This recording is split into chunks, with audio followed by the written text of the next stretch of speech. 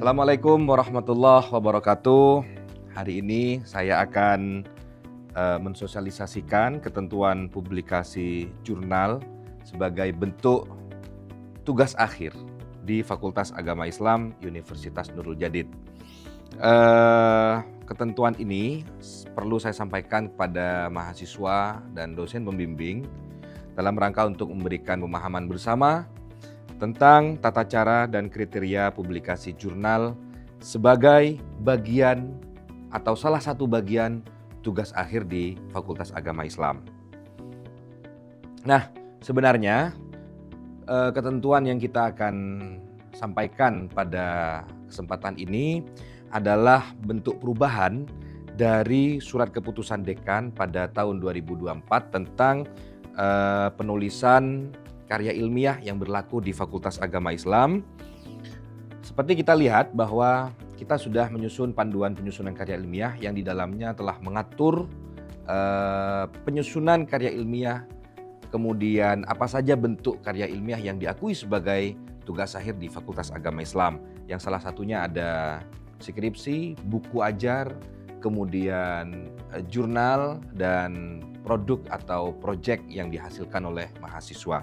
Nah, ketentuan ini perlu kita sampaikan dalam rangka penyeragaman ketentuan akademik yang sudah kita tulis di panduan 2024 kemarin, bahwa karena ini menjadi kesepakatan bersama yang sudah kita rapatkan bersama dosen, kelompok riset, dan para kaprodi, sehingga menghasilkan bahwa keputusan ini dianggap penting, dianggap sudah sesuai dengan ketentuan-ketentuan yang berlaku di Universitas Nurul Jadid, kemudian juga akan diterapkan di semester ini atau tahun akademik 2025-2026.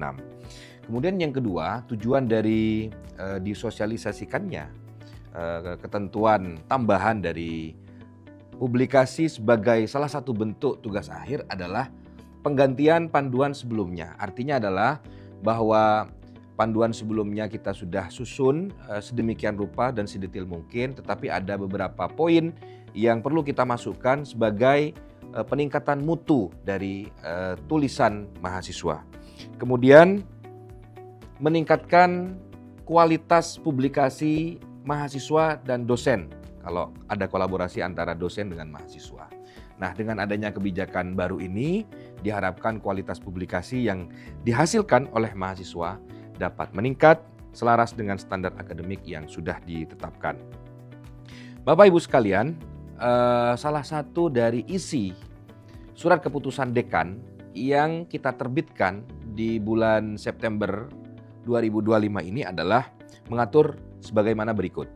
Yang pertama, pengajuan artikel oleh dosen pembimbing 1, bahwa yang boleh mengajukan artikel atau mensubmit artikel di jurnal sebagai bentuk tugas akhir di Fakultas Agama Islam adalah pembimbing 1 atau dosen pembimbing.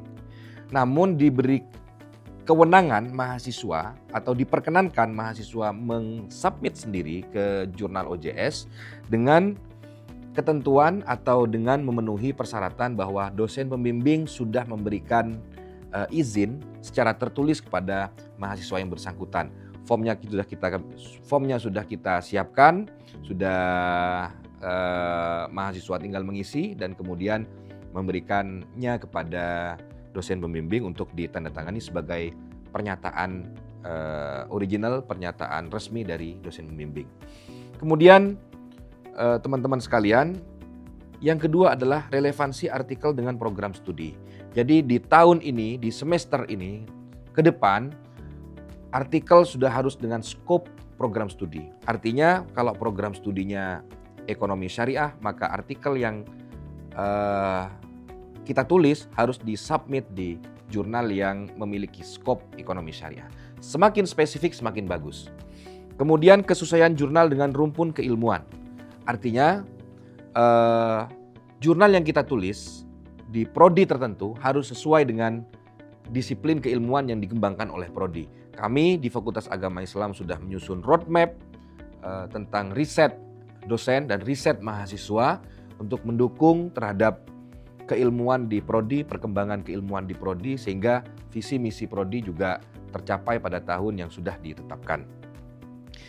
Next, ketentuan biaya publikasi, karena tidak bisa dipungkiri bahwa dalam melakukan submit jurnal ini ada biaya publikasi atau APC, maka kami mengatur bahwa APC atau biaya publikasi maksimal yang dikeluarkan oleh mahasiswa yaitu di angka rata-rata 500.000. Di atas 500.000 harus dipastikan bahwa mahasiswa tidak berkeberatan dan sudah didiskusikan antara mahasiswa dengan dosen pembimbing.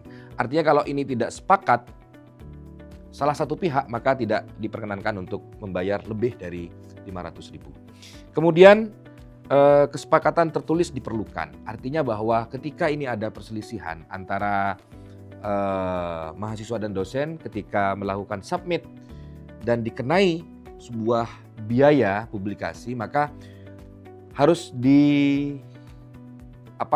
ditulis atau harus disampaikan kepada Kaprodi dengan laporan tertulis bahwa angka melebihi rate 500.000 itu sudah disepakati antara dua belah pihak dan diketahui oleh Kaprodi atau Ketua Program Studi. Oke, berikutnya adalah ketentuan kepengarangan dalam publikasi. Nah, ketentuan kepengarangan ini kita atur supaya nanti antar dosen dan mahasiswa atau penulis dari luar negeri maksud saya, itu bisa kita masukkan secara kolaboratif bersama-sama di sebuah penulisan atau proyek jurnal. Setiap artikel yang diajukan harus mencantumkan nama mahasiswa dan dosen pembimbing sebagai penulis, dengan mahasiswa berhak menjadi penulis pertama atau kedua berdasarkan kesepakatan yang telah dibuat antara dosen pembimbing dan mahasiswa. Kemudian kita juga mengatur bahwa jurnal yang kita tulis itu minimal harus terakreditasi Sinta 4. Minimal. Jurnal terakreditasi dengan rating minimal Sinta 4. Hal ini bertujuan untuk menjamin kualitas dan kredibilitas publikasi yang dihasilkan oleh mahasiswa. Artinya lebih tinggi boleh. Jurnal Sinta 3, Sinta 2, Sinta 1 atau bahkan Scopus sangat boleh, minimal ini. Oke, next. Publikasi pada jurnal internasional juga diperbolehkan dengan catatan bahwa jurnal internasional yang kita submit artikel di situ harus jurnal yang diterbitkan oleh lembaga atau institusi atau perguruan tinggi yang berada di luar negeri, bukan merupakan jurnal internasional tetapi hanya sebagai nomenklatur yang diterbitkan di Indonesia. Oke, next. Afiliasi resmi universitas. Setiap artikel yang dipublikasikan harus mencantumkan afiliasi resmi untuk memastikan pengakuan dan kredibilitas tulisan. Contoh misalnya Muhammad, afiliasinya adalah Universitas Nurul Jadid. Baik itu apakah ada Probolinggo atau tidak ada Probolinggo. Kemudian yang kedua adalah proses korespondensi.